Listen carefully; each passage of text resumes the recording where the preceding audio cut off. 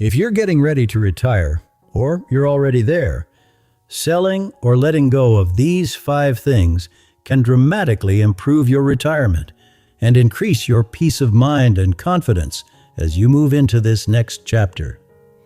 This will be different from most retirement advice you've heard, because most advice focuses on what to buy, how much to save, or how to grow your portfolio. And yes, that matters. But after many years of helping people prepare for retirement, I've learned something surprising. One of the real secrets isn't about accumulating more. It's about strategically letting go of the right things at the right time. Over the years, I've noticed there are 2 types of retirees. The first group is constantly asking, "Am I ready? Do I have enough? What if I retire too soon?" If that's you, that's completely normal. Retirement isn't just a financial decision. It's a psychological shift. And what we'll talk about here can help increase your confidence. The second group says, "I know I'm ready. It's time to live. It's time to make the most of these go-go years while I still have the health, the energy, and the freedom." If that's you, then this can help you maximize this season of life. I'm 65 and already retired. And if there's one thing I've learned, it's this. A great retirement isn't built only on what you've saved. It's built on what you're willing to release. So, let's start with the one that usually has the biggest financial impact. And at the end, I'll give you a simple 3-question framework you can use to decide whether you should sell or not sell anything in your own life. So number 1, a house that's too big. At one point, it was perfect. Bedrooms for the kids, a backyard for barbecues, a basement packed with sports gear and boxes of memories. But time passes. The kids move out. The silence gets louder. I had a couple who raised 5 children. Their house had been the center of their world. When we sat down to discuss retirement, it turned out they loved their neighborhood. They could walk downtown. The park was nearby. Neighbors they'd known for decades. But they were tired of harsh winters and tired of maintaining a large house. They sold it, bought a condo in the same neighborhood for the summer, and started spending winters somewhere warm. Financially, it freed up about $200,000, saved them roughly $15,000 a year. But more importantly, they stopped being house managers and became managers of their own lives. Sometimes I ask people a simple question. Do you live in your house, or does your house live in you? Number 2, financially supporting adult children at your own expense. This is the most emotionally complicated one. We're parents. We want to help. That's natural. But if you're 60 or 65, you have a limited number of active years left.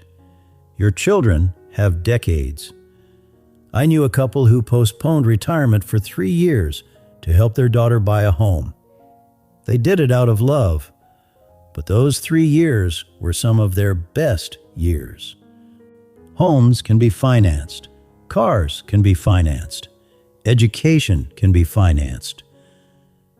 Retirement can't. If you can help without harming your own security, wonderful. But if you're sacrificing your peace of mind and health, pause. Sometimes the best gift you can give your children is staying financially stable and not becoming a burden later. Number 3, expensive toys that have become obligations. Boats, collector cars. I had a client, Tom. He'd spent 20 years restoring classic cars. He owned 5. By retirement, those cars were costing him about $12,000 a year. Storage, insurance, maintenance. He drove them a few times a year. One day his wife said, "So each drive cost us about $2,000. At first, he didn't want to hear it. Those cars were part of his story. But over time, he noticed he was visiting the storage unit less and less. The cars sat there. The money kept going out. He kept one, his favorite, sold the others. The result? $9,000 less in annual expenses, about $180,000 in freed up capital, and far less stress. He kept the joy and let go of the burden. Sometimes when we hold on to everything, we end up enjoying nothing. The second car. When you were both working, 2 cars were a necessity. In retirement, I know a couple who decided to run an experiment. For 2 months, they lived as if they had only 1 car. The second one was costing them about $3,000 a year. After 2 months, they realized one was enough. They sold the second car and redirected the money toward travel. The car stopped sitting in the garage and started turning into experiences. Your work identity. This may be the hardest one. Letting go not of a thing, but of a role. One of my clients had been a surgeon for 30 years.